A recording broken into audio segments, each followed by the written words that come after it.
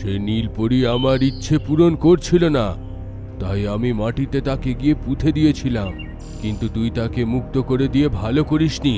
তুই নিজের চোখের সামনে এদেরকে মরতে দেখবি, তারপরে নিজেও তেষ্টাতে মারা যাবি। এটা শুনে ছোট হরিণ খুব উদাস হয়ে যায়, আর সব পশুরা একসাথে বলে ওঠে, নীলপরি তুমি কোথায়? ছোট হরিণের প্রাণ বিপদে পড়েছে।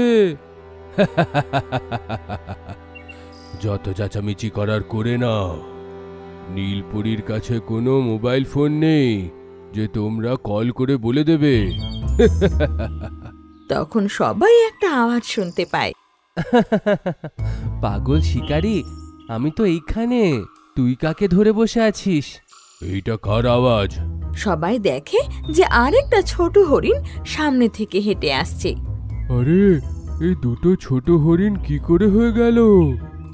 দুজন নয়, ছোট হরিণ তো শুধু আমি, সেইটা তো অন্য কেউ।